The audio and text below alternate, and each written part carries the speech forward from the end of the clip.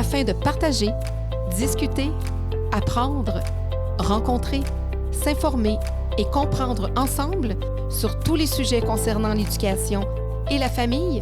Bienvenue ici à votre podcast Éducation Famille. C'est nouveau les ergothérapeutes en milieu scolaire. OK. Moi, quand tranche là, de retour en arrière, quand je suis arrivée à New York, j'ai été placée dans une école et il y avait des ergothérapeutes dans toutes les écoles. Et quand je suis revenue au Canada, il n'y a pas d'ergothérapeute nulle part, dans aucune école. Donc, c'était pas un professionnel qu'on semblait trouver pertinent à mettre dans les écoles. Ah, ben je sais pas si c'est ça derrière la décision. Oui. Non, mais ce que je veux dire pertinent, c'est pas négatif. Ce que je veux dire dans le sens que, tu sais, il y avait des orthopédagogues, des psychologues, ça fait quand même un bon bout de temps qu'ils sont dans les écoles, donc l'ergothérapie. Mais j'ai aucune idée. Je pense que c'est sûr que l'ergothérapie, point, est un métier qui est moins connu, qui est plus nouveau aussi au niveau de sa présence. Et je pense qu'il y a une évolution naturelle qui se passe. Peut-être moins avec le milieu scolaire. Est-ce que l'ergothérapie était plus destinée avant à une clientèle adulte? Bien, l'ergothérapie, dans ses origines, a commencé en santé mentale. OK. Alors, après, les perspectives de la profession, la philosophie de la profession a évolué, a changé et ça s'est étendu à d'autres clientèles, d'autres besoins. Dans le fond, la science occupationnelle, elle est très nouvelle. Il y a longtemps, et dans le milieu, quand moi j'étais encore en scolaire, quand moi j'étais à l'école d'ergothérapie, on était beaucoup plus dans un modèle médical, donc des symptômes, des traitements. Tandis que là, ce que j'expliquais tantôt, où on parle de l'occupation et qu'on retourne vers peut-être des besoins santé physique, santé mentale, s'il y a lieu, pour aider au niveau occupationnel. Mais ça, c'est plus nouveau dans la profession de l'ergothérapie. Mais je pense que le scolaire n'a jamais pris une décision qui disait l'ergothérapeute n'est pas pertinent. Non. C'est juste que c'est comme pas venu de façon automatique, comme par exemple le psychologue. Oui, bien, comme je disais, je pense que la profession est plus nouvelle. C'est moins connu. Tu poseras la question un jour à un ministre. Aux anciens ministres. J'ai aucune idée. J'ai aucune idée, mais il y a plein... Puis la société évolue aussi. Il y a plein de professionnels qui auraient leur place dans leur école qui sont même pas là encore, mais avec la société qui évolue, qui pourrait être là, qu'on pourrait trouver très pertinent, etc. Il y en a même qui en amènent dans les écoles. Donc, je pense que c'est une des raisons. Là, c'est pas parce qu'ils trouvaient pas ça important ou qu'ils reconnaissaient pas la profession, c'est parce que... Mais il y en a de plus en plus. Maintenant, sauf qu'ils sont plus en rôle consultatif pour le moment. Donc, un ergothérapeute ou un pour plusieurs écoles. Fait que beaucoup plus en prévention, comme je disais, ou en coaching aux enseignants pour donner des stratégies qui vont être plus aidants dans les médias. Donc, ils ne vont pas nécessairement prendre un enfant en charge, faire une évaluation, proposer un plan d'intervention ergo, faire de l'intervention individuelle. Fait que c'est beaucoup plus de la consultation, beaucoup de formation. Les ergos en scolaire font beaucoup de formation. Donc, les enseignants apprennent. Et ça, c'est bien. Il y a eu beaucoup de chemin fait. Donc, c'est ça, ils vont plus partager leur expertise, leur connaissance de qu'est-ce que c'est, ce que fait un ergothérapeute. Parce que, est-ce que tu sais s'il y en a beaucoup qui diplôment par année des ergothérapeutes? As-tu une idée de... Oui, j'ai pas de nombre précis, mais si on fait une moyenne, comme au Québec, il y a 5 écoles. Okay. Et moi, lorsque j'ai gradué, on était mélangés avec les physios. À l'époque, on était 68 ergo-physios. Donc, divise ça en 2. Donc, mettons 30 à 35, 40 peut-être. Si la tendance c'est maintenue, ça serait OK. Ouais. C'est ça. Ouais. Mais séparé par toutes les clientèles. Donc, beaucoup d'ergothérapeutes vont travailler avec les personnes plus seniors. Puis, donc, c'est ça. Il y a beaucoup d'emplois. ça, j'avais raison. C'est pas difficile de trouver un emploi en ergothérapie. Non, c'est ça. Là, c'est de choisir sa clientèle et tout ça. Ouais. Et consulter en privé un ergothérapeute, c'est grosso modo, c'est combien?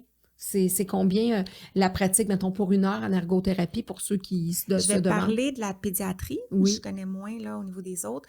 mais ça va varier beaucoup selon la région.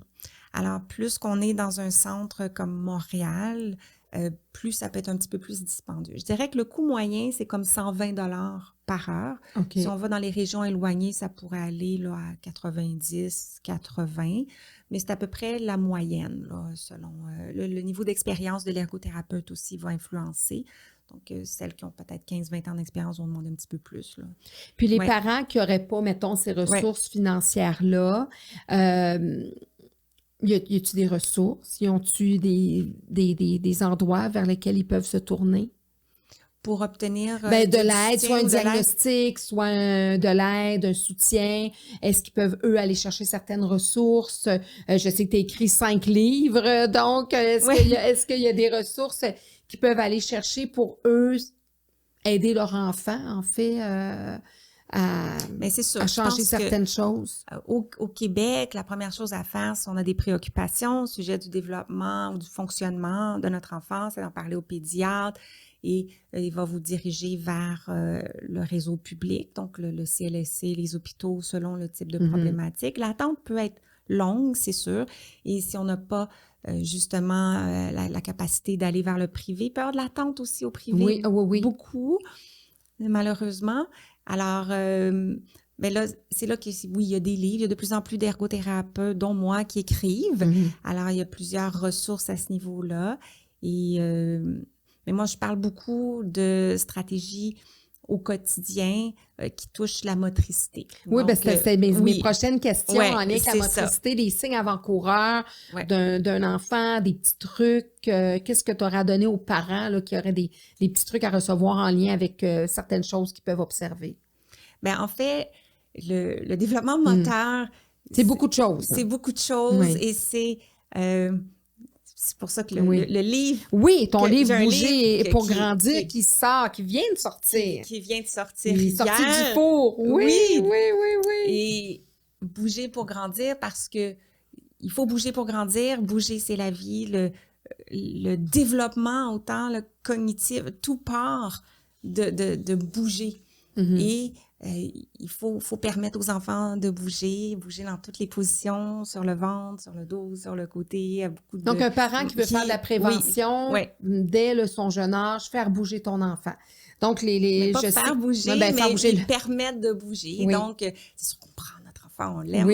Et tout ça, c'est parfait. On peut avoir un truc pour le porter, c'est parfait aussi. Mais il y a besoin de beaucoup de temps au sol pour bouger librement aussi. Donc, tout ce qui est siège qui retiennent, qui empêchent l'enfant de bouger, au-delà de... c'est sûr, si dans la voiture, il doit être dans un siège, ou si on répond au téléphone, on n'est pas concentré, et qu'il faut asseoir notre enfant dans un petit siège qui est restreint pour quelques minutes. Mais 3 heures pour être sur Facebook dans la chaise haute, là, après avoir mangé, c'est pas bon. Non, c'est que c'est pas une activité où on ne devrait pas faire autant d'activités dans ces sièges. Parce que l'enfant a vraiment besoin d'explorer ses propres mouvements. Il a besoin de bouger contre la gravité, de pousser, de forcer. C'est ce qui va lui permettre de développer ce qu'il va avoir besoin pour le reste de sa motricité. Et aller au parc, il va inventer ses propres jeux s'il y a des opportunités puis de l'espace.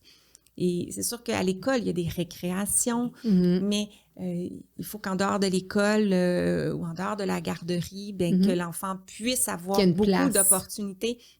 Donc, c'est sûr que tout ce qui est écran, ça peut... Oui, parce que tu en parles, puis c'est ça l'impact des écrans sur le développement moteur. Quel est l'impact des écrans? Là, c'est tes propres écrits et paroles, dans le sens que... quel est l'impact, justement, des écrans sur le développement moteur des enfants? Alors, le plus grand impact sur la partie motrice, c'est vraiment que ça enlève du temps de développement, OK? Alors, c'est sûr qu'il pourrait avoir d'autres impacts, et je ne suis pas la spécialiste là, de l'impact sur le développement du cerveau, pas fait tout ça, des écrans. 3 recherches, des doctorats là-dessus. C'est pas mon sujet nécessairement de prédilection, mais plus l'enfant est jeune, plus il a besoin de bouger. Alors, plus il passe du temps devant une télévision ou une tablette, moins il bouge. Et fait que là, on parle en bas de 5 ans, par exemple. Les enfants s'ils n'ont pas d'écran, ils ne savent pas lire encore, donc ils ne vont pas s'asseoir pour lire. OK? Ben, ils vont peut-être regarder des livres, mais pas longtemps, c'est ça. Alors, ils ont besoin de bouger, puis ils ont besoin de manipuler.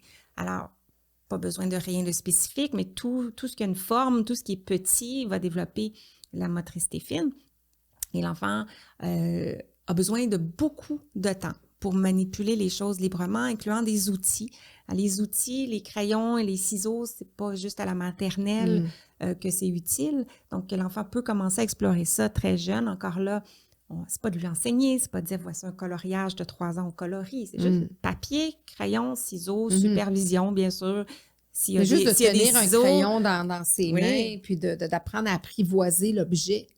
Oui, c'est ça. Puis une variété de crayons, des petits bouts de crayons de cire. Oui, les feutres, c'est le fun, ça fait des belles grosses couleurs, mais les crayons de cire permettent de développer un peu plus de force puis de contrôle parce que ça va mal, hein? C'est pas le fun.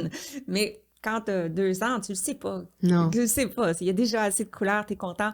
Éventuellement, des crayons de bois. Bon, tu as une variété de tout ça. Fait que le temps d'écran diminue ça. Et lorsqu'on passe aux tablettes, ben là, on commence à faire des mouvements de pouce de côté et où on a peut-être des consoles ou des choses où on utilise le pouce. Et ce ne sont pas des mouvements naturels, ce ne sont pas les mouvements finalement qui vont soutenir ce que nous, on appelle l'opposition du pouce. On est capable, là je fais, si vous êtes à l'écoute, là, un signe comme un OK. Là, donc, mon pouce et mon index font une forme très, très ronde. Et là, je suis à mon maximum d'opposition. Puis c'est ça que j'ai besoin, par exemple, pour utiliser un crayon efficacement. Mais si mon pouce est habitué à faire des petits mouvements, puis il ne va jamais être challengé, par exemple, habiller une Barbie, c'est pas facile. Mais là. non, parce que c'est raide des Barbies. C'est raide, il faut comme... Donc, il faut faire beaucoup d'essais, erreurs, de recherche de mouvements pour figurer. Ça renforce tout ça. Mais si je fais juste... La dextérité, ça développe la dextérité. C'est ça. Donc, si je fais juste des petits mouvements ou que j'utilise un stylet, c'est sûr qu'il peut y avoir des activités le fun, mais c'est pas le même type de friction, c'est pas pareil comme un crayon. Et pas que juste le crayon et l'écriture qui est important dans la vie, mais l'objectif, c'est pas juste le scolaire, c'est ce qui va permettre de attacher une petite chaîne derrière notre cou sans regarder, une boucle d'oreille sans regarder, c'est la soie dentaire, et réparer des petites choses... Coudre avec une aiguille. Exactement, la motricité fine, c'est important toute la vie. Et gratter une étiquette en dessous. Je fais des blagues. On en a besoin. Et ça se développe par l'expérience et par le plaisir de manipuler et moins si on passe beaucoup de temps, par exemple, passif en écran. Oui, c'est ça, parce que si l'élève et l'enfant est passif, puis souvent devant un écran ou qu'on le met justement devant un jeu ou des petits bonhommes ou pas de patrouille, mais le fun, pas de patrouille, mais c'est pas ça qui va l'amener justement à devenir à être agile dans sa motricité fine. Puis c'est sûr qu'avant d'arriver à l'école, tu sais, le préscolaire est hyper important avant d'arriver en milieu scolaire, que l'enfant puisse juste de faire une boucle, juste avec un lacet, avec la corde, être capable d'enfiler. Tout ça, c'est important de travailler ça. Oui, mais je vais en profiter pour préciser, pour enlever de la pression aux familles. Non, il ne faut pas que ça se sache nécessairement, ils vont l'apprendre. Que la boucle de souliers, c'est une habileté de niveau 6-7 ans. Développemental parlant, j'ai tout ce qu'il faut, parce qu'au niveau perceptuel, c'est pas facile, là, cette histoire d'enroulage-là. Puis au niveau coordination des 2 mains, puis il faut avoir un bon feeling puis dextérité, justement, pour que ça se fasse automatiquement. Et entre 6 et 7 ans, l'enfant, il y a tout ce qu'il faut pour être capable de faire un apprentissage assez rapide. Ça va prendre du temps un petit peu, mais ça ne prendra pas 1 an. Avant ça, c'est une grosse marche, là. Donc, on n'a pas besoin de savoir faire nos lacets avant d'aller à la maternelle. Et si un message... Parce qu'en maternelle, souvent, là, même le milieu scolaire, à 5 ans, ça va faire partie. Puis même, déjà, il y a un défi aussi d'attacher les manteaux. Oui, attacher un manteau. Mais de plus en plus, là, les enseignantes vont pas demander ça. Ils vont pas travailler ça. Faire un nœud, oui, entre 5 et 6 ans, c'est pertinent puis c'est accessible. Mais faire des boucles, c'est plus quelque chose qui s'apprendrait théoriquement en 6 première, ans. deuxième année. La drôle de chose, c'est qu'en première année, ça ne fait pas partie des objectifs. Donc, c'est quelque chose qu'on devrait apprendre à la maison. Si l'enfant rendu à 6 ans ne l'a pas appris parce que ça n'a pas été vu à la maternelle, ça ne devrait pas l'être parce que ça désavantage les enfants qui se développent normalement. Donc, les enfants avancés vont le réussir, mais les enfants qui se développent juste normalement peuvent avoir de la difficulté. Et l'enseignante du préscolaire ne peut pas attacher puis aider tous les jeunes avec des lentils. Vivement les espadrilles à velcro. Ben, en fait, c'est ça. Si l'enfant maîtrise et l'enfant sait déjà utiliser des lacets, bien sûr, il peut porter des souliers lacets. Sinon, les souliers velcro. Mais entre le savoir au complet puis dire mettre une pression sur l'enfant pour le faire, puis dire qu'il faut que ça soit fait, mais de le préparer juste d'enfiler, ça, c'est bien. Oui, c'est ça. C'est ça. On commence à enfiler, mettre dans les trous, faire un nœud. C'est des choses qui se développent graduellement. À la maison, c'est ça, idéalement. Puis l'enfant, s'il a le goût d'essayer parce qu'il a progressé un petit peu, ben c'est correct s'il prend 20 minutes pour y arriver ou si on l'aide. Tout est dans la façon dont comment l'enseignant, mais aussi le parent amène ça. Il faut que ça reste dans le jeu. Quand on est au préscolaire, c'est important que ça soit dans le jeu aussi, que ça demeure dans le jeu. Oui, c'est important. Les apprentissages le plus possible. Que le jeune prenne plaisir, parce que si on met de la pression, là, t'es supposé de faire ta boucle, madame Unitel ne sera pas contente. C'est là le problème. On veut qu'il y ait du succès. Donc, s'il se lance le défi, on veut la courbe d'apprentissage soit pas trop longue pour qu'il dise je le savais pas, j'ai travaillé fort et j'y suis arrivé. On veut pas que ça se termine dans j'y arrive pas. Alors, si l'enfant le demande puis a le goût d'apprendre, ben on peut l'accompagner là-dedans, c'est sûr. Mais autrement, on attend l'âge où c'est plus facile. Puis on n'insiste pas. Donc, avant la première année, avant 6-7 ans, c'est normal. D'avoir de la difficulté. Il y en a pour qui ça va prendre un peu plus de temps, il y en a qui ça va prendre moins de temps, dépendamment aussi de leurs intérêts, puis dépendamment de ce qu'eux autres, ils vont... des expériences passées. Fait que les enfants qui ont beaucoup manipulé, qui ont fait beaucoup de Lego, de Barbie, de billes, puis tout ça, vont probablement être capables, vers 5 ans et demi, vont avoir cette dextérité-là, puis cette perception-là aussi, sont habitués. D'autres qui ont été plus moteurs, puis qui ont eu moins ces expériences-là, bien, ça se peut que ça soit un petit peu plus long, mais c'est correct parce que c'est vers 6-7 ans que ça devrait s'installer. Puis il y a des services en ergothérapie qui sont, à un moment donné, peuvent être incontournables dans un cheminement de vie pour X raisons, accident, quoi que ce soit. Mais il y a des points et des raisons dont on pourrait avoir besoin d'un ergothérapeute, mais qui pourraient être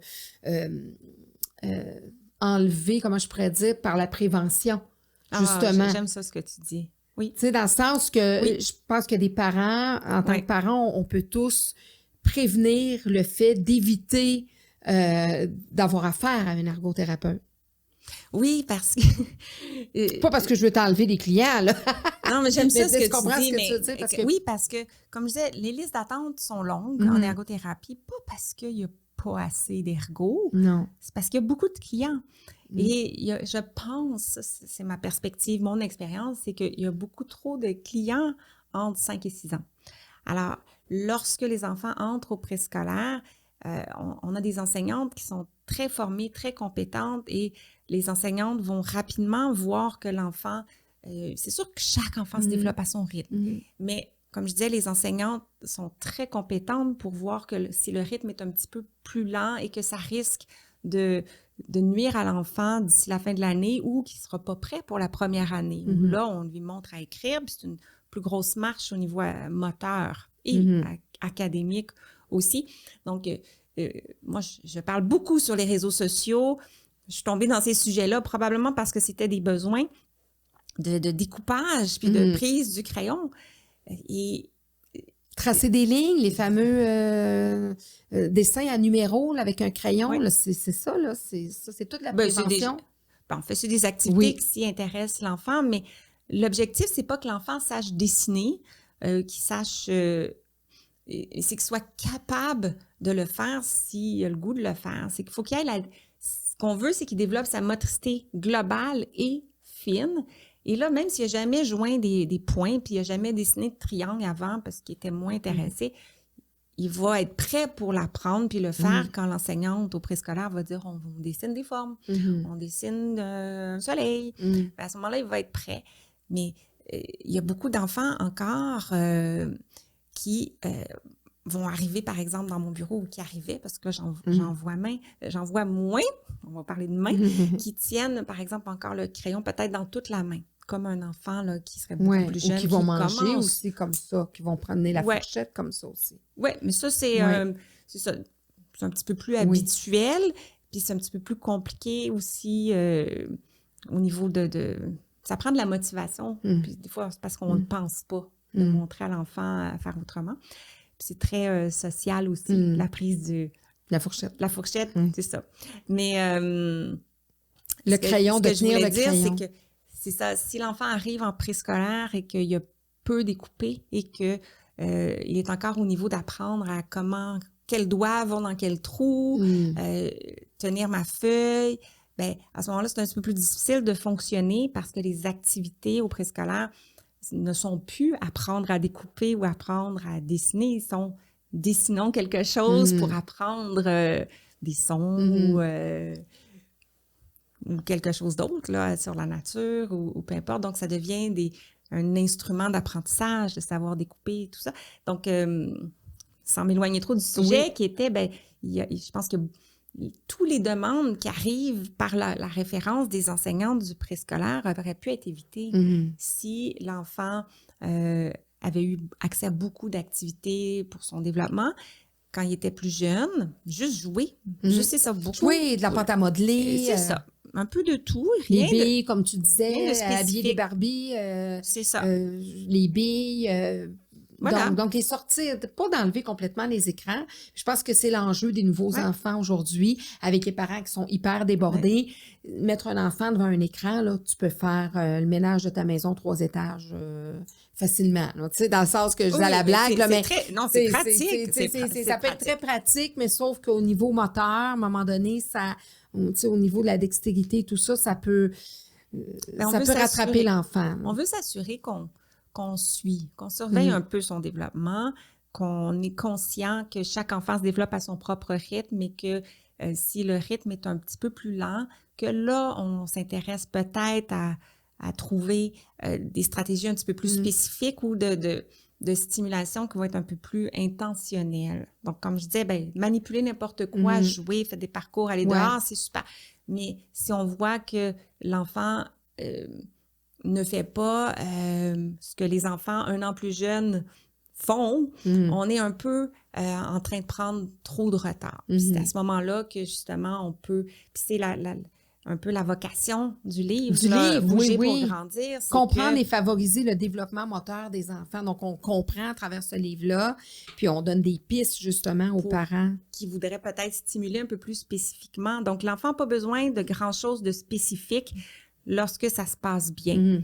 Mais lorsque on se dit, il semble que les autres enfants sautent, puis je ne l'ai pas vu sauter encore. Bien, à ce moment-là, on peut aller voir un peu quelques stratégies qui peuvent aider à stimuler. Donc, on n'est pas dans de l'intervention, on est vraiment dans une stimulation qui est un petit peu plus intentionnelle. J'aimerais ça créer des conditions qui vont lui permettre de découvrir dans son corps ce qu'il faut pour sauter. Okay? Complètement différent de stratégie d'intervention pour un enfant qui ne saute pas.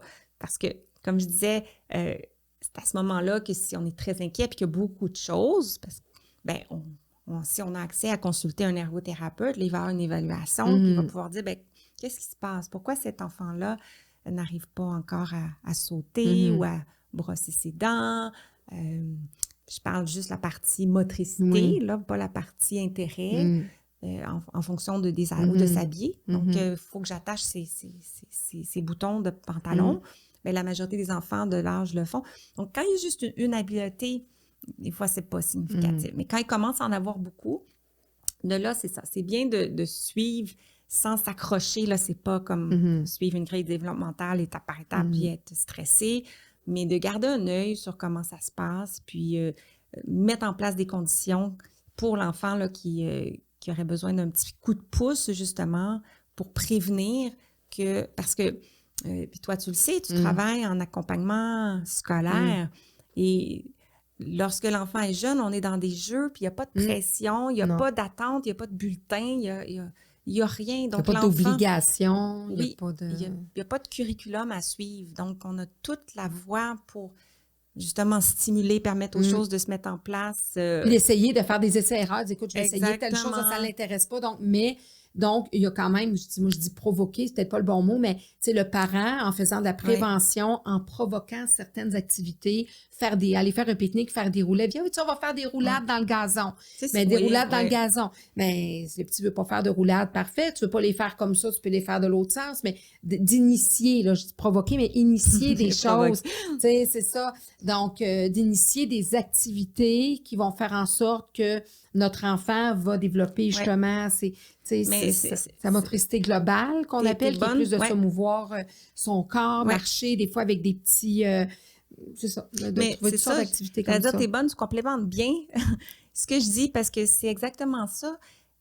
C'est pas je vais pas t'enseigner à rouler, mais je vais penser à peut-être dire, hey, ça serait le fun d'aller au parc, il y a une pente, puis on va rouler. Puis là, on laisse l'enfant rouler comme il veut. Comme il veut. Il veut rouler de côté comme exactement, de côté, parce que tête par-dessus, culbuter. C'est ça. Fait que c'est par la pratique, puis la résolution de problèmes par lui-même va dire, hey, il me semble que ça a roulé, ça a mal roulé. Il va s'en rendre compte, il va essayer d'autres choses, puis il va avoir du plaisir parce qu'il n'y a pas d'attente, puis il n'y a pas de consigne. Mais il faut, comme parent, des fois, penser à dire, on va aller au parc avec une pente, puis je vais lui donner l'idée, je vais... si je suis bien willing, je vais rouler moi-même. Oui, c'est ça. Par l'exemple, dans le fond, c'est ça, créer un contexte. Et si on ne l'amène pas au parc, c'est ça, c'est moins propice, ça va être moins... C'est ça. Si on ne sort pas les petits jouets, les billes, c'est sûr que peut-être que l'enfant n'ira pas au magasin s'acheter des billes et faire ça par lui-même. Donc, il faut juste dire billes, avoir une variété de choses. Peut-être qu'il aime les Legos, c'est super, mais ça prend d'autres types de mouvements aussi. Les textures donc, pas aussi, tu sais, de toucher les choses. Des fois, en tant que parents, il y a deux choses qui nous, tu me corrigeras si je me trompe, mais qui peuvent nous nuire à notre enfant, puis souvent, c'est toujours pavé de bonnes intentions. C'est, mettons, on est en train de faire de la popote, on est en train de cuisiner, on touche pas à ci, touche pas à ça, mais de les faire toucher de la texture du riz, des pâtes, c'est pas grave si ça renverse, c'est pas grave telle affaire, donc de les faire explorer, de garder peut-être ce mot-là en tête. Faites explorer vos enfants le plus possible. Ils n'en mourront pas. Là. Dans le pire des cas, on jettera 2-3 pâtes. Dans le pire des cas, on va ramasser un dégât par terre. Dans le pire des cas, il va s'accrocher l'orteil. Il va se fouler un orteil en roulant, en faisant en gambadant, en sautillant, ce qui finit en parent. Tu sais, c'est ça, en fait. Là. Tu sais, on doit comme rapper ça, excuse-moi l'expression, en une petite... c'est ça, c'est d'initier plein de choses, de leur faire essayer plein de choses. Puis si on le fait pas, puis qu'on est plus dans l'arrêt, puis de dire non, puis attention, puis mon Dieu, mon plancher, mon Dieu, il va se blesser. Parce que ça aussi, je trouve que c'est les ennemis du développement de la motricité. Quand on veut trop, on veut pas qu'il se casse rien, on veut pas, quand mon Dieu, il peut se revirer un ongle, mon Dieu, il peut se blesser, mon Dieu, il va se crever un œil. On est beaucoup dans l'interdiction, puis ça fait en sorte que l'enfant est comme un bibelot, puis je peux pas bouger, là. C'est que j'exagère un peu, là, mais tu comprends, là. Oui, mais c'est ça. Ça part d'une bienveillance, d'un intérêt à protéger notre enfant. C'est tout à fait normal. Je pense que les risques, on peut les calculer, prendre... pas minimiser tous les risques, mais prendre... témérité, là. Le but, c'est pas de leur enseigner la témérité non plus. C'est une scientifique, là, que son nom m'échappe, je m'excuse, mais elle disait quelque chose comme prendre des risques sécuritaires. OK? Je trouve ça intéressant. Donc, des risques calculés. Des risques calculés. Dans le fond, c'est quoi le pire qui peut arriver? Si c'est une commotion cérébrale, c'est peut-être à éviter. Mais si c'est une égratignure sur le côté... ça peut valoir la peine que l'enfant explore un petit peu, puis d'amener l'enfant à participer à l'évaluation du risque. Donc, par exemple, moi, j'aime bien l'exemple de la marche en forêt où il y a plein de branches qui passent. Bien, on peut aller devant l'enfant puis tasser toutes les branches pour lui, ou on peut laisser notre enfant devant puis dire « Est-ce que tu sens que c'est sécuritaire? Qu'est-ce que tu pourrais faire pour rendre ça plus sécuritaire? » Et laisser l'enfant déterminer un petit peu ce qu'il peut faire, dans le fond. Ses limites, puis c'est les essais-erreurs qu'il peut faire. Ou quand il veut monter dans une structure au parc, on pourrait tenter de dire « Oh, c'est assez haut, c'est assez haut! OK, tu pourrais tomber. » Mais demander comme... si lui, il se sent confiant, puis que lui, déjà là, il voit le sommet, puis il veut y aller.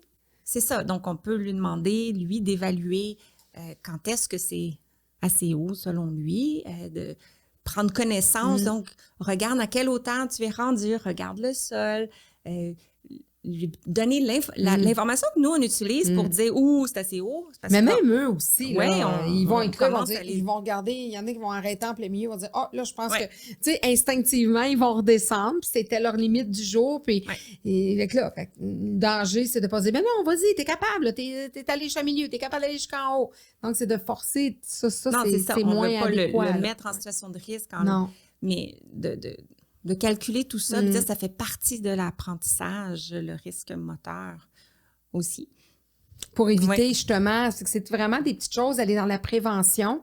Puis c'est ça, tu te consacres beaucoup à la prévention. En ce moment, oui. Vraiment, là, à travers ton livre, etc. Donc, dans ce livre-là, Bouger pour grandir, c'est destiné, c'est pour les enfants de 0 à 8 ans. Donc, on est vraiment à la base. On a circonscrit parce que ce livre-là, il est différent des autres livres sur le développement qui sont essentiellement plus par âge. Donc, entre 0 et 1 an, votre enfant peut faire ceci, ceci, ceci. Et là, ça passe à travers toutes les choses, disons, motrices que l'enfant ferait entre 0 et 1 an et 2 ans.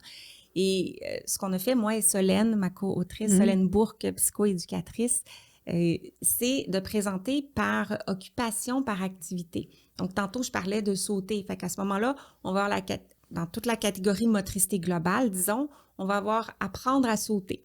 Et là, on va voir toute la séquence d'apprentissage du saut. Donc, au début, l'enfant sautille. Puis là, on va mettre des suggestions d'âge moyen, qu'est-ce qu'il fait à chaque saut, jusqu'à, par exemple, les sauts compliqués à la fin. Et la même chose pour le dessin, la même chose pour le vélo, etc. Fait qu'on va par activité. Puis ça permet justement, au lieu de suivre l'âge de notre enfant, plus de s'assurer que notre enfant progresse. Alors, si mon enfant... Avoir certains repères de progression. C'est ça, parce qu'on disait, qu'est-ce que je pourrais mettre sur son chemin? Bien, si il fait juste sautiller, bien, c'est quoi la prochaine étape? C'est pas de faire un saut en longueur de 3 pieds. La prochaine étape, c'est peut-être juste de... comme soulever un petit peu vers une cible fixe. Puis c'est quoi la progression? Donc, s'assurer que l'enfant ne stagne pas, qu'il saute toujours de la même façon ou qu'il marche toujours de la même façon. Donc, l'enfant, à un moment donné, c'est marcher, mais est-ce qu'il arrive à un moment donné à marcher, par exemple, sur une ligne, sur une poutre? Est-ce qu'il peut marcher de reculons? Est-ce qu'il peut marcher sur la pointe des pieds? Des choses qu'on pense peut-être pas à entrer dans les jeux. C'est intéressant parce que souvent dans la parole, on la voit, l'évolution. On dirait qu'elle est plus innée, elle est plus facilement observable, de dire, bon, il va babiller, blablabla, après ça, il va commencer des mots. Tu sais, on le lit plus aussi. Bon, votre enfant de tel âge à tel âge devrait dire tant de mots. Mais dans la motricité fine et globale, c'est comme un peu... on est un peu dans le néant. On sait pas trop. C'est ça. C'est ça, parce qu'on voit le fonctionnel, mais on ne voit pas nécessairement le développemental. Et fait que le livre est vraiment pour nous aider à savoir qu'est-ce qui viendrait après. Puis si on sent que notre enfant est prêt, bien, on stimule un peu sa progression en créant un contexte qui va le favoriser, justement. Il y a un moment donné qu'on pense peut-être pas à sortir des cartes à lancer à 3 ans. On n'y a juste pas pensé. Parce qu'on sait qu'il n'est pas prêt pour les souliers. Ça peut être juste des cordes, des tissus de grand-maman, de la laine, des bouts de laine qui restent. Puis tu fais qu'est-ce que tu veux, des tresses, laisser aller à la créativité aussi, de ne pas trop diriger non plus. Mais c'est pour ça, c'est naturel. Fait que c'est vraiment ça, créer des contextes stimulants et non stimuler notre enfant. Donc, mettre sur son chemin des obstacles, des challenges moteurs qui vont lui permettre de trouver des solutions motrices puis justement de développer sa motricité. Ça peut être de dire, viens Dave, veux-tu venir aider à papa à faire telle chose qu'il est en train de faire, de la construction, puis des fois ça peut être avec naturellement des jouets, là, on veut pas qu'il se coupe les doigts, mais les clous, mais par contre, tu sais, puis c'est bien ce que tu dis, parce que tu dis, ben on va stimuler, mais c'est parce que c'est pas nécessairement stimuler, c'est de mettre des contextes. En tant que parent, c'est notre devoir de, oui, là, c'est là l'importance de notre devoir de mettre des choses en contexte, puis des événements, puis des situations pour développer tout ça. Mais stimuler, faut pas tomber justement dans la stimulation où on veut en faire des petits singes savants, là, où on dit, ben là, faut que tu fasses ci, tu fasses ça, faut que tu saches écrire. Ben là, non, là, c'est pas correct. Qu'est-ce que tu fais? Non, tu devrais couper plus droit, puis... Non, oui, tout à fait. C'est ça la nuance. Là, je m'en vais dans les deux pôles, mais pour que les gens puissent comprendre que... Oui, c'est ça, parce qu'il faut vraiment distinguer apprentissage et développement. Donc, apprentissage, c'est quelque chose qui vient d'un enseignement. Alors, je vais te montrer comment faire cela. Mais développement, c'est quelque chose qui est relativement naturel. Donc, si je place un fil puis des billes devant toi, tu vas finir par trouver comment mettre Puis c'est naturel, tu vas être curieux, tu vas percevoir que le fil peut rentrer dans le trou par toi-même. Puis ça peut paraître banal, mais c'est fort comme habileté pour un enfant. Oui. Et on n'a pas besoin nécessairement de lui montrer, il va le trouver tout seul, pas la première fois. Puis là, c'est tentant de dire, regarde, on le met dans le trou. Mais on n'a pas besoin de faire ça. Des billes, un fil, une corde, et on le laisse aller. Et ça va être beaucoup plus puissant. Il va se développer par lui-même. Puis tout ce qu'on fait implique de bouger, c'est comme je disais, et de toucher. Puis d'observer, puis de développer la créativité. Dormir, oui, avant de dormir. Mais il y a des contextes de stimulation. Puis même les billes, tu as des enfants qui vont faire, mettons, un nœud par chaque bille, une corde, puis t'en as d'autres qui vont finir par faire un collier avec. Puis, donc, c'est ça. À la garderie, à l'école préscolaire, il va y avoir des activités un peu plus dirigées, structurées. C'est très bien. Mais à la maison, c'est pas nécessaire. C'est pas nécessaire. Puis, tu nommais la cuisine. J'aime beaucoup la cuisine parce que il y a tellement de choses qui peuvent se travailler au niveau motricité fine. Et tu avais raison. Tout ce qui est perception des textures, ça va main dans la main avec le mouvement. Donc, pour manipuler un objet, il faut vraiment que je perçoive sa texture, sa forme, et ça va ensemble. Puis, plus l'enfant perçoit des textures différentes, puis dans la nourriture... le temps des fêtes s'en vient, rouler de la pâte. Mais il y en a... Les meilleurs kits de motricité fine, là, c'est ouvre le tiroir de cuisine, pas celui avec les couteaux, mais celui avec la louche, une passoire. Il y a des trucs de l'eau, une tasse vidée, transporter une cuillère. Tantôt, tu me parlais de, prise la cuillère, de la fourchette. Ben, la meilleure activité pour commencer parce que quand on tient la cuillère à l'envers et la fourchette à l'envers, ben, je ne sais pas si vous imaginez, la paume est vers le bas. C'est une position d'avant-bras qui doit se développer vers l'autre côté. On doit être capable d'avoir la paume qui s'en va doucement vers le haut. Donc, si je prends une cuillère et que là, je mets une guimauve dedans et qu'il faut que je la transporte jusqu'à un petit bocal, je travaille dans le fond ce mouvement d'avant-bras-là. Ma main change de position. Je commence à être capable de tenir mon ustensile. Il y a un déclic dans ma tête où j'ai du plaisir avec une cuillère dans cette position-là, que j'ai juste le droit de la manger quand j'arrive de l'autre côté. Et c'est le fun, c'est par le jeu. Et ce ne sont pas justement des enseignements qui peuvent devenir lourds, qui peuvent devenir... On ne veut pas que l'enfant ait un sentiment d'échec. Non, c'est ça aussi. Quand il explore par lui-même... Il a le droit de faire des erreurs, puis il a le droit de faire tomber le guimauve par terre. Il ne faut pas se fâcher. Mais c'est ça, c'est que ce n'est pas une erreur. Si je te donne un papier blanc puis un crayon, peu importe ce qui apparaît dessus, il n'y a pas d'erreur. Il y a ce qui a apparu dessus, puis il y a ce que tu vas percevoir et ce que tu vas... si l'enfant avait une intention de faire quelque chose de rond, puis il trouve que c'est pas assez rond, il va réessayer.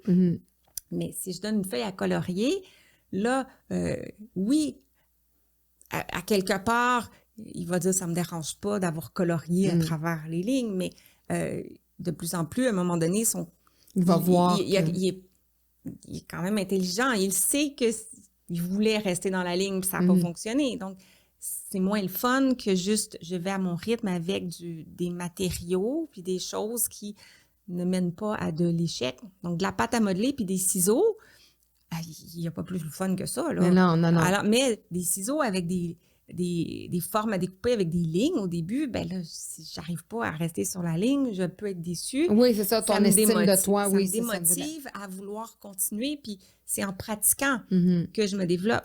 Et à partir de la pâte à modeler, l'enfant, il va y aller tout seul. Il va dire à un moment donné, je peux-tu découper du papier, puis je peux-tu découper avec des lignes dessus. Puis ça va venir de lui. Puis si jamais, pour nous, on dit, veux-tu aider maman à faire, je sais pas moi, un dessin ou un bricolage avec des boules de Noël, puis il faut qu'il découpe des boules, c'est correct. Mais si les boules sont pas bien découpées, qu'il y en a des petites, il y en a des grosses, là, il faut qu'elles sont toutes belles, puis il faut pas le chicaner, là, parce que c'est ça. Non, c'est sûr qu'on... Jamais. Mais moi, je suis une grande fervente, puis ça, c'est la perspective de ma profession, l'ergothérapie, de donner une activité qui est au juste niveau de développement, de fonctionnement de l'enfant. Donc, il faut qu'avec un peu d'effort, il puisse réussir. Fait que si mon enfant a 4 ans, il ne peut pas couper sur un cercle, puis ça serait mieux de trouver un projet qu'on peut faire ensemble, que lui peut couper et qu'il y a du succès, que je n'ai pas besoin de l'aider ou de... Viens, je vais le faire pour toi. Viens, laisse faire, je vais le faire. Ouais. Parce que, tu sais, je remets des choses en perspective. On retrouve souvent dans les maisons, là, tu sais. C'est normal. Puis c'est toujours pavé de bienveillance. Puis c'est pas donné à tous les parents, hein. C'est pas notre spécialité de dire, OK, là, est-ce que cette activité-là est au niveau de développement moteur de mon enfant? J'aimerais ça qu'il m'aide. Je veux faire telle activité. Puis là, on est super content. J'ai trouvé quelque chose. Je vais le mettre en action. Mais là, il y a juste 3 ans ou il y a juste 2 ans, puis ça aurait été peut-être plus approprié s'il y en avait 6. Donc, c'est ça. Mais donc, il faut se donner droit à l'erreur. Puis ça, on se rend compte qu'on n'a peut-être pas approprié l'activité à l'âge de notre enfant.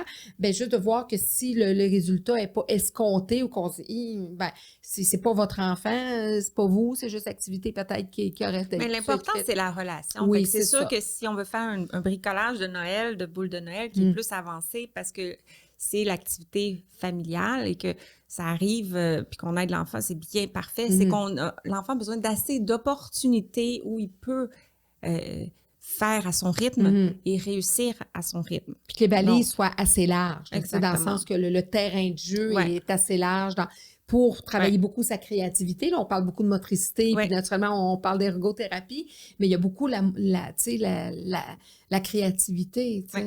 On se fait dire assez vite, rendu à l'école, qu'une pomme rose, ça n'existe pas. Là, fait que si on veut dessiner une pomme rose à 2 ans, c'est correct que la pomme soit rose et qu'elle ait des beaux petits yeux. Mais c'est ça parce que l'enfant, on est beaucoup dans la performance, on est dans l'anxiété de performance, et j'en parlais justement avec une psychologue, mais ça part déjà de là, tu sais, dans des activités qu'on va faire avec des enfants, qu'on va vouloir développer la motricité. Mais c'est le fun de vouloir initier des choses, mais il ne faut pas se mettre de pression en tant que parent. Il ne faut surtout pas mettre de pression sur l'enfant, parce que si ça devient presque l'armée, puis qu'on se dit, là, pourquoi tu l'as... Là, maman te l'a montré, là, tu devais dessiner sur... tu sais, tu sais, j'exagère un petit peu mais c'est souvent, c'est ça qui peut arriver. Puis là, ça va développer une anxiété de performance, puis il faut que ça reste dans le plaisir. Donc, si on se dit que ça reste dans le plaisir, Oui, parce que tout ça, c'est pas conscient. Non. Et non, justement, ça vient d'un désir d'accompagner. Mais l'enfant qui est plus avancé au niveau moteur n'est pas meilleur. Non. Et le parent dont l'enfant est plus avancé au niveau moteur n'est pas un meilleur parent non plus. Et c'est pour cela, notamment, que j'ai écrit ce livre-là avec une psychoéducatrice qui vient dans ce livre-là aborder tous les aspects psycho-affectifs de l'accompagnement, puis aussi du fait que chaque enfant apprend différemment. Il y a des enfants qui sont plus téméraires, puis willing d'explorer, d'expérimenter, puis qui sont très à l'aise avec l'échec. Et ils vont recommencer. Il y en a d'autres qui ont peur, qui sont craintifs d'essayer les choses, qui ont besoin qu'on leur enseigne un petit peu plus. Et il y a des enfants qui, justement, sont capables d'exprimer c'est trop difficile. Il y en a d'autres moins. Puis, comme je disais, dans le début de la conversation, il y en a qui ont des profils sensoriels différents aussi. Et de tenir compte de tout ça lorsqu'on accompagne notre enfant, puis de nos propres habitudes, puis notre propre vécu comme parent. Parce que si moi, j'avais de la misère en éducation physique quand j'étais jeune, je veux pas que mon enfant ait de la misère. C'est sûr que je peux être tentée de dire, allez, on va se pratiquer au ballon et tu vas être bon. Je veux te Oui, parce que juste prévenir. dribbler un ballon, Exactement. prendre un ballon dans ses mains, c'est un apprentissage en soi. Là. Mais c'est ça, mais on ne peut pas nécessairement refaire notre vie, dans le fond, à travers l'enfant. C'est ça, on veut prévenir. Encore là, c'est tout de la bienveillance, mais lui, ça se peut qu'il soit jamais aussi bon au ballon. Ça se peut qu'il soit naturellement très bon au ballon, mais c'est ça, c'est de s'auto-observer comme parents sur nos patterns. Et c'est sûr qu'on met tout le focus sur la motricité, mais il y a des principes, dans le fond, qui peuvent se généraliser aux autres apprentissages aussi, là, à travers ce livre-là. Les autres livres que tu as écrits, c'était principalement, parce qu'ils sont encore disponibles, donc c'était principalement naturellement l'ergothérapie, mais ça ciblait quel besoin? Oui, parce que moi, j'écris pas des romans. Donc, j'écris des livres qui, dans le fond, aident le parent qui a peut-être pas accès à un intervenant ou tous ceux qui sont en prévention, donc enseignants, éducatrices. Alors, j'ai un livre sur le découpage, ça s'appelle « L'apprentissage du découpage chez l'enfant » pour, dans le fond, commencer à exposer l'enfant, créer des contextes dès 18 mois qui vont l'amener à graduellement. On ne découpe pas sur des lignes, puis on ne découpe pas avec des ciseaux qui coupent à 18 mois. Là, on ne s'inquiète pas. Avec des projets qui sont extrêmement gradués, qui sont très, très faciles avec des grosses lignes pour l'enfant, qui débutent, qui sont très, très courts pour favoriser le succès lorsque l'enfant, dans le fond, est rendu à cette phase-là. J'ai un livre sur... tout est un peu relié, qui s'appelle « 10 questions sur les hypersensibilités sensorielles ». Alors ça, c'est pour accompagner l'enfant qui a une tendance à la surcharge sensorielle, qui est sensible au bruit, qui est sensible au niveau des vêtements, par exemple, au niveau visuel aussi, les odeurs. Donc, on comprend un peu ce qui se passe dans ce type de système nerveux-là pour essayer d'aider notre enfant à se comprendre. Parce que ça existe, là, ça, là, des enfants, on le sait, on en voit. Puis, ça existe, c'est commun. Puis, ce qui est le plus grand danger de ce défi-là, c'est que l'enfant ne le sait pas. Donc, l'enfant ne le sait pas, qu'il perçoit différemment les sons. Donc, déjà là, il se sent très différent des autres. Il y a de la musique. On fait une activité de groupe à la garderie. Il y a de la musique, il y a des chaises qui bougent, tout le monde danse, tout le monde est content, mais lui, il n'est pas bien. Tout le monde a l'air d'avoir du fun, puis moi, je suis en train de péter la coche de mon système nerveux à l'intérieur. Déjà, je comprends pas. Je comprends pas que les autres... Fait que là, je me sens différente. C'est quoi mon problème, là? Pourquoi? Fait que l'enfant, il a besoin de se comprendre, puis le parent a besoin de comprendre son enfant, qui dit qui veut pas s'habiller, qui veut pas mettre de linge, qui pleure. Mais si l'enfant sait pas que l'étiquette le gratte, il peut pas le dire à son parent. Puis si le parent, lui, il est pas hypersensible lui-même, il pensera peut-être pas. Donc, il pense peut-être que l'enfant fait un caprice, mais c'est pas des caprices, c'est pas des choix, c'est pas de l'opposition. Et c'est très agressant. Alors, on parle de ça, puis on donne des stratégies là, concrètes pour l'habillage, l'alimentation, les bruits, puis tout ça. J'ai un livre sur l'autisme, être autiste et ado. Et pourquoi ado? Parce que, comme je disais, je l'ai écrit au moment où tous mes clients étaient rendus ados et je développais des stratégies pour eux. Et à l'adolescence, les jeunes autistes sont comme les autres ados. Ça leur tente pas d'avoir des conseils d'une madame. Et de là, j'ai écrit... non plus. Non. Alors, j'ai écrit ce livre-là parce que j'écrivais des textes puis des petites capsules écrites pour donner des conseils à mes clients. Je mettais ça dans une enveloppe puis je disais, tu lis ça quand tu veux, tout seul. Si tu as des questions, tu demandes à tes parents ou à moi, mais on n'est pas obligé d'en parler parce que tu as le goût d'être en contrôle, puis tu n'as pas le goût d'avoir des conseils. Puis à un moment donné, j'avais beaucoup de textes, puis j'ai commencé à rassembler ça. Et ça aide beaucoup aussi les intervenants qui ont besoin de comprendre comment pense peut-être un jeune autiste et le type de stratégies qui peuvent aider. J'ai un livre sur les devoirs aussi. Ça s'appelle « Comment survivre aux devoirs ». Alors, on explore 4... des plus grands défis qui peuvent survenir. Donc, l'enfant qui fait le minimum, l'enfant qui n'est pas concentré, l'enfant qui s'oppose, qui ne veut pas en faire.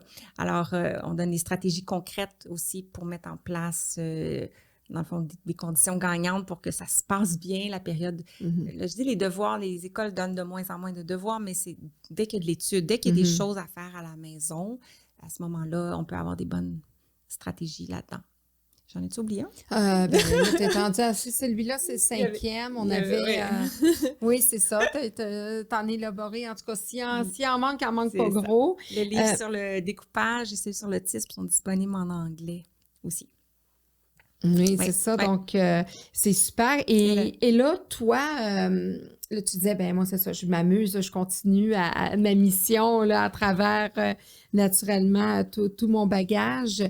On te souhaite quoi? Que tu te vois dans les prochaines années? Là, tu fais des conférences, beaucoup, tu es à l'international aussi. Donc, il y a d'autres professionnels d'autres pays qui viennent chercher justement là, ton bagage d'expérience en ergothérapie. Ça aussi, c'est un défi nouveau pour toi. Je veux dire, tu n'aurais jamais pensé arriver à faire ça, d'où tu disais, faut faire confiance à la vie parce que... Oui, mais on n'était pas conscient de l'évolution de la technologie, donc j'avais jamais pensé que je ferais un jour des formations en ligne, mais j'ai toujours fait de la formation. Dès ma première année de graduation, j'ai commencé à faire de la formation, donc j'ai toujours aimé ça parler de ce que je savais, en présentiel bien sûr, mais là, avec la technologie disponible, j'ai construit des formations en ligne qui sont plus massives, là, comme 21 heures par exemple, une formation sur la motricité fine ou sur l'écriture par exemple.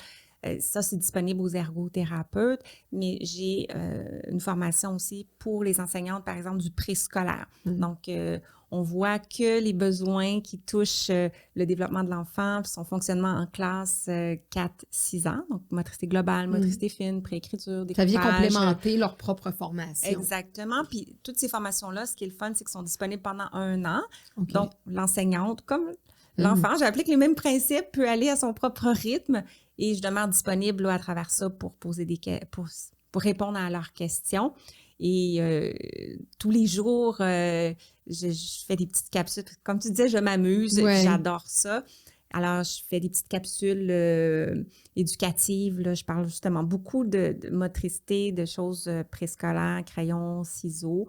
Et ça peut justement, pour revenir, fermer la boucle avec ce qu'on disait tantôt, un parent qui n'a peut-être pas la capacité de rencontrer un professionnel, il y a beaucoup de matériel si votre enfant a des besoins plus à ce niveau-là pour apprendre, comprendre, puis essayer des petites stratégies. Donc, je suis sur Facebook, Instagram, TikTok, avec mon nom. Donc, josianecaronsanta.com. Ça, c'est le site web aussi. Parce que oui, le blog, il y a beaucoup d'informations. Parce que derrière tout ça, il y a une femme d'affaires aussi, là, incontestablement. Il y a une femme d'affaires. Pas eu le choix, oui, c'est ça. Ça a pris beaucoup d'ampleur. Puis là, je suis à temps plein comme formatrice et on a des employés pour accompagner, dans le fond, tout ce processus-là. Donc, oui, c'est une entreprise qui a maintenant une portée internationale. Donc, tout le monde qui parle français, finalement, qui a le goût d'apprendre sur le développement, le fonctionnement sensorimoteur de l'enfant est bienvenu dans nos formations. Donc, les gens viennent nous voir de partout dans le monde, finalement. Oui, vraiment, c'est bien. Puis sans te déplacer, dans le sens que tu peux le faire à distance. Est-ce que tu as des histoires de bonnes réussites que tu te souviens? Parce que c'est sûr que toutes les familles, on les aime quand on les accompagne, mais y a-tu des histoires particulières où tu te dis, ça, à ce moment-là, je suis vraiment contente de l'accompagner. On est arrivé à tel point ou à tel niveau avec cet enfant-là. Puis... des histoires de belles réussites qui ont comme dépassé tes attentes ou même la réalisation. Je n'étais pas prête à cette question-là. Ce qui me vient en tête, c'est ce que je t'ai dit tout à l'heure, qui est vraiment le fait d'avoir pas anticipé combien de potentiel les jeunes peuvent avoir. C'est tellement précieux comme professionnel d'avoir cette information-là, d'être capable de voir, d'avoir vu, par exemple, un enfant quand il avait 2 ans, qui avait des gros défis. Et on ne sait pas comment ça va évoluer aussi. Il y a 20 ans, j'étais une jeune professionnelle, donc on se fie sur la littérature, sur ce qui est disponible. Et d'avoir eu la chance d'être en contact encore avec ces gens-là, puis de voir comment ces enfants-là se sont transformés, sont à l'université. C'est incroyable de voir l'évolution. Et je pense que les enfants évoluent naturellement, mais le fait qu'ils soient accompagnés, c'est sûr que je pense que ça doit donner un coup de pouce aussi aux grands accomplissements que les enfants ont fait. Fait que ça me touche. Ça me touche beaucoup.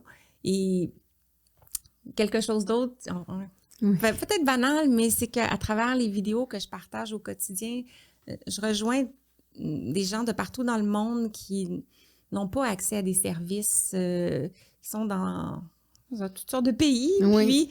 Puis, moi, j'ai des gens qui m'écrivent, qui me contactent, puis qui me disent, regarde, moi, je suis du côté de l'Afrique, je suis en Amérique du Sud, j'ai pas de professionnel ou j'ai pas de budget, puis mon enfant s'est amélioré grâce à tes capsules. Mon enfant fait du vélo grâce à tes capsules. Et ça me touche aussi parce que cette mission-là que j'ai de prévention puis de partage d'informations, puis c'est tout gratuit. Donc, des fois, on se dit, ben je le fais-tu pour rien? C'est sûr, c'est jamais pour rien, mais quand on entend parler de l'impact que ça peut avoir. C'est une reconnaissance importante. Tu sais, gagner sa vie, c'est une chose, mais comme ce jour, c'est notre vraie paye. Ça nous nourrit l'intérieur. Ça nous paye l'intérieur. Là, ça nous nourrit l'intérieur. Oui, bien dit. C'est ça, on est un peu dans le même... tu sais, je dis toujours, c'est ça. Là, il y a certaines professions qui indéniablement doivent être habitées d'une grande vocation. Il faut les aimer, nos jeunes, il faut avoir de la patience, il faut aimer les familles qu'on accompagne, donc, c'est ça. On peut se dire, oui, on a une profession, on a étudié pour ça, on a développé une certaine expérience, expertise, spécialité, on dira comme on peut les dire, mais derrière ça, on a un désir profond de vouloir aider. On est en relation d'aide, on veut aider, on veut voir évoluer ces enfants-là. Donc, on est en mission. C'est pas un travail qui est cartésien où on rentre le matin, on fait nos affaires. On répare pas les enfants. En fond, on les accompagne et on est en relation. Puis oui, on veut les aider. C'est clair que ça vient nous chercher au niveau affectif. Dans une profession comme ça, on ne peut pas se dégager de la relation puis de l'affectif. Ça devient... On entre dans leur famille et lorsqu'on travaille avec des enfants qui ont des grands besoins, on est là long terme et les familles nous font une place, ils nous partagent leur joie, leur peine, leurs objectifs. Oui, puis on travaille avec ce qu'ils ont de plus cher à leurs yeux, leurs enfants. Moi, ce jour, ce que je dis, là, on ne va pas tondre votre pelouse, là, vous magasinez pas un sac à main. Là, on est des professionnels qui accompagnent votre enfant, puis on travaille avec ce que vous avez de plus cher à vos yeux. Donc, c'est pas rien, là. Non. Travailler avec les enfants oui, je dirais que ce que je trouve difficile pour les enfants qui vont bien, c'est qu'on ne les voit plus. Et il y a certaines familles parfois qui me surprennent que 5 ans plus tard, ils m'envoient une photo et qui me disent juste pour te dire que mon enfant est rendu ou il fait ceci ou il fait cela. Et ça me fait vraiment plaisir, ça ne me dérange pas parce que il y a des enfants qu'on voit entre 5 et 10 ans, puis après, ils vont bien, on n'entend plus parler, puis c'est correct, j'ai joué mon Comme rôle. un élève que tu revois au centre d'achat 2-3 ans plus tard. Ah, ça aime Claudine! Mais on s'attache pour vrai. Ah oui, on s'attache pour vrai. Il faut aimer le monde pour faire ça. On est là avec notre cœur. Ça, c'est la partie qui est plus difficile, de les laisser aller, puis de faire confiance à la vie, de dire, peut-être qu'un jour, je vais le recroiser, mais pas toujours. Oui, puis est-ce qu'il y en a que tu as vu qui auraient choisi ta profession ou que par la banque, qui auraient peut-être été dans ton entourage, les enfants que tu aurais aidés, qui auraient peut-être choisi ta profession? Pas encore. OK. Pas encore. Ça va peut-être venir. Ils trouvaient peut-être que je travaillais trop fort. Je le sais pas. Mais des fois, ça peut venir, ça, en étant en relation d'aide avec un professionnel, de dire, moi, j'ai le goût de faire ça. Pas encore, mais par exemple, ce que j'ai vécu à 2 reprises, ce sont des courriels que j'ai reçus de jeunes qui m'ont dit, je voulais juste te dire que j'ai été acceptée à l'école d'ergothérapie. Je connaissais pas la profession, je l'ai considérée, je me suis inscrite grâce à tes vidéos que j'ai vues. Et que je leur ai fait découvrir la profession et maintenant, ça sera des futurs ergothérapeutes, mais pas mes clients pour l'instant. Pas les clients. Et où se voit la professionnelle et la maman? Parce que tu es quand même mère de 2 adultes, 2 jeunes adultes. où tu te vois dans 5-10 ans en tant que professionnelle, puis en tant que mère aussi? Bien, en tant que professionnelle, je pense que je vais être pas mal à la même place que je suis. J'ai souvent des conversations avec mon mari de qu'est-ce qu'on va faire à notre retraite. Je suis comme, j'en veux pas de retraite. C'est sûr que je vais peut-être diminuer le rythme de vidéos sur TikTok, là. Mais l'idée, c'est que j'aime ce que je fais, puis j'aime le rythme. Je peux m'imposer mon propre rythme étant en enseignement indirect de cette façon-là. Donc, ça me convient beaucoup. Puis moi, je suis une fille de projet, je suis une fille qui a besoin de créer. Puis je pense que c'est pour ça que je peux travailler autant. Souvent, on me dit, tu dors-tu? Comment tu fais pour accomplir autant? Mais elle m'a posé la même question. Toi aussi, hein? Ah ouais, c'est fou. Mais c'est parce que un bon 50% de mon travail, c'est de la créativité. Et ça me relaxe. Écrire, faire des vidéos, ça me relaxe. Excusez. Donc, c'est autant un loisir qu'un travail. Alors, à ce moment-là... Comme ce qu'on fait maintenant. Comme ce qu'on fait maintenant, c'est pas un travail. C'est pas « Ouf, quelle grosse journée! » C'est stimulant. On se fait plaisir. Ça nous donne de l'énergie. Donc, à ce moment-là, ça permet de mettre beaucoup d'air. Je me vois pas arrêter de faire ça puis écouter Netflix ou jouer au golf. Comme je pense que tant que je suis capable de contribuer, puis... Tu sais, quand je disais tantôt, là... J'ai tellement pris de formation dans ma vie, j'ai tellement lu de livres en ergothérapie que je me dis, si je prends ma retraite, ça s'en va où, ça? Tout ce bagage-là. Oui, fait que j'ai comme besoin, j'ai le goût de retransmettre, j'ai le goût de partager mon expérience clinique. Puis, fait que professionnellement, je pense que je me vois on ne connaît pas le futur, mais je me vois quand même dans quelque chose de similaire au cours des prochaines années. Puis au niveau maman, mon fils est au cégep, donc on est encore bien impliqué, mais il est autonome, donc il est en résidence. Ma fille est à l'université également. Donc, comme maman, on est très près, moi et mon conjoint, de nos enfants. Étant entrepreneur, ça nous a permis d'avoir toute la flexibilité d'être très présent pour eux. Et on va continuer de l'être. Mais dans la société d'aujourd'hui, les enfants bougent. Les enfants peuvent facilement aller habiter dans un autre pays, surtout ma fille qui a la capacité d'aller aux États-Unis. Donc, elle va peut-être s'éloigner. Mon fils, il a des grandes ambitions aussi, donc on ne sait pas où il va se retrouver. Je pense que comme parents, on va continuer d'être parents, mais les encourager. Le quotidien va peut-être être bien différent s'ils sont loin que s'ils sont près. Là.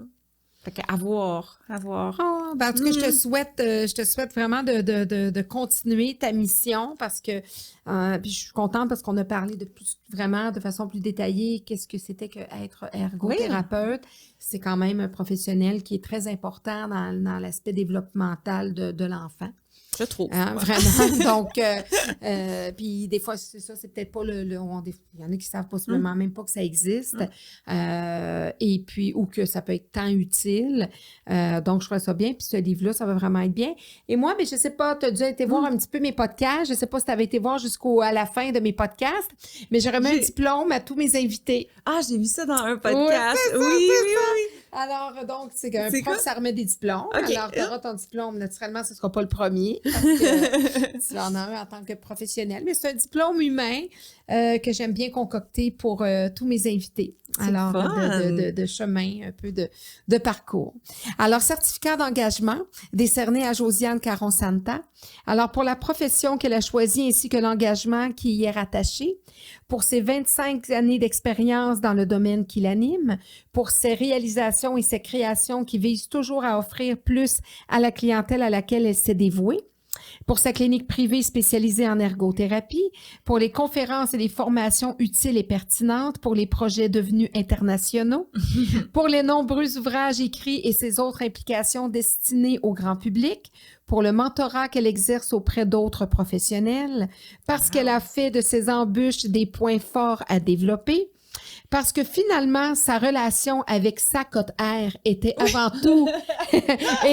tout pour une prémisse à sa réussite. Oh!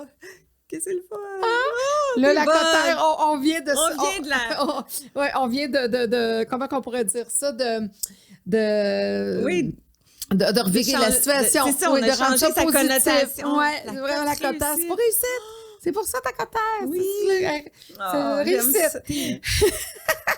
Pour la mère, l'épouse, l'entrepreneur et la professionnelle qu'elle est devenue. Pour les milliers de petites pattes accompagnées et sauvées. Parce qu'elle nous fait bouger et grandir. Oh! Que c'est donc beau! Merci beaucoup! Tu as rédigé tout ça avant même qu'on se parle? Oui. Tu as fait beaucoup de recherches? Écoute, c'est mon côté très ouvert sur l'humain. Je trouve, puis c'est spécial, puis je trouve vraiment ça bien, ce challenge-là, de dire, on se connaît, tu sais, la plupart de mes invités, je les connais pas vraiment beaucoup. Je te dirais, je fais des recherches, mais pas tant. Tu sais, je m'informe, mais pas tant. Je suis très, on dirait, c'est un peu ésotérique, mon affaire. Tu sais, je regarde un peu ce que la personne a fait. Je lis, je suis vraiment... je pourrais peut-être être médium à un moment donné, tu sais, dans le sens que je suis... je lis, je m'informe, je regarde ce que la personne a fait, mais oui, je me connecte vraiment à ce que la personne a fait et tout ça, puis de ce qu'elle dégage, de passer... tu sais, parce que j'ai même pas vu tes vidéos, j'ai même rien vu de tout ça. Tu sais, je sais que tu les fais, oui, je les ai vus un petit peu du coin de l'œil, mais j'ai pas assisté à des vidéos. Mais bref, tu sais, dans le sens que oui, puis c'est important pour moi d'écrire les présentations au départ. Mon équipe me fait une certaine recherche, mais le diplôme aussi, je me dis, c'est un diplôme de reconnaissance, puis c'est au nom de toutes ces familles. Je sais que tu as eu possiblement plein de gratitude, plein de remerciements, plein de mais c'est au nom de c'est ça, de ce beau cadeau que tu offres à la population, à la communauté, aux parents, puis de tous ces parents, de ces enfants que tu as accompagnés, parce que ça a dû certainement faire une différence dans leur vie. C'est tellement beau, puis oui, j'ai eu des petites reconnaissances, mais jamais toutes sur le même certificat. Mais c'était... Puis on se rend compte de tout ce qu'on accomplit. Tu sais, des fois, tu te dis, coudonc, j'ai fait ci, j'ai fait ça, j'ai fait ça, j'ai fait ci. C'était définitivement pas une grosse journée de travail désagréable. Ça nous fait plaisir, ça nous nourrit énormément. Merci, c'est vraiment. Merci beaucoup. Merci infiniment pour cette rencontre, Josiane. Pareillement, merci. C'est un au revoir, certainement. D'accord. Bye. Bye.